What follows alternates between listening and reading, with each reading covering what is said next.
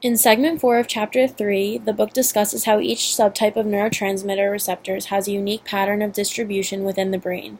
Different receptor systems become active at different times in fetal life.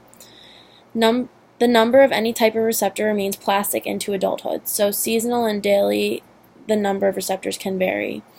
Upregulation is the compensatory increase in receptor availability at the synapses, whereas downregulation is the compensatory reduction in receptor availability at synapses. Transmitters bind to receptors, gating ion channels. Ionotropic receptors are receptor proteins that include an ion channel that is opened when the receptor is bound by an agonist. A ligand-gated ion channel, which is a chemically gated ion channel, opens or closes in response to the presence of a particular chemical. Metabotropic receptors are receptor proteins that do not contain an ion channel but may, when activated, use a G protein system to alter the functioning of the postsynaptic cell. G proteins are a class of proteins that reside next to the intracellular portion of a receptor and that are activated when the receptor binds to an appropriate ligand on the extracellular surface. A second messenger is a slow-acting substance in the postsynaptic cell that amplifies the effect of synaptic activity and signals synaptic activity within the postsynaptic cell. The action of synaptic transmitters is stopped rapidly. Degradation is the chemical breakdown of a neurotransmitter into inactive metabolites. Reuptake is the process by which released synaptic transmitter molecules are taken up and reused by the presynaptic neuron, thus stopping synaptic activity. A transporter is a specialized receptor in the presynaptic membrane that recognizes transmitter molecules and returns them to the presynaptic neuron for reuse. Several factors regulate neurotransmitter release. Some neurotransmitters don't make it to the postsynaptic membrane.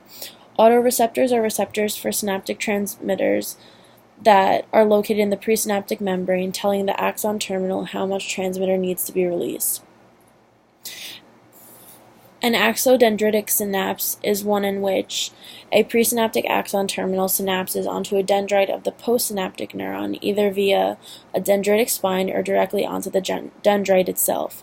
An axosomatic synapse refers to a synapse in which presynaptic axon terminals synapse onto the cell body or soma of the postsynaptic neuron.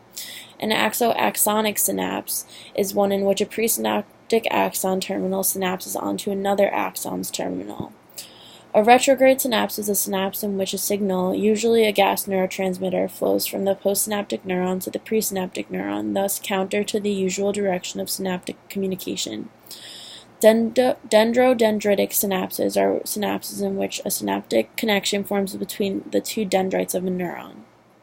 Ectopic transmission is cell-to-cell communication based on release of neurotransmitters in regions outside traditional synapses.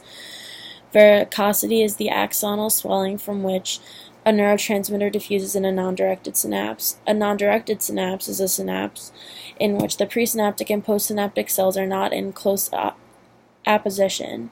A neurotransmitter is steadily released by axonal varicosities and diffuses away to affect wide regions of tissue.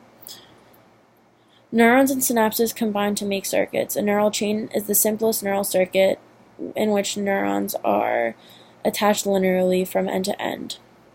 Convergence is the phenomenon of neural connections in which many cells send signals to a single cell, whereas divergence is the phenomenon of neural connections in which one cell sends signals to many other cells. Gross activity of the brain is readily detected through electroencephalograms or EEGs, which are a recording of gross electrical activity or brain waves recorded from electrodes placed on the scalp. One example of an activity of the brain that's recorded in an EEG is the condition of epilepsy, which is a brain disorder marked by major sudden changes in the electrophysiological state of the brain. And these are seizures. So there are multiple types of seizures, including tonic-clonic seizures, simple partial seizures, and complex partial seizures.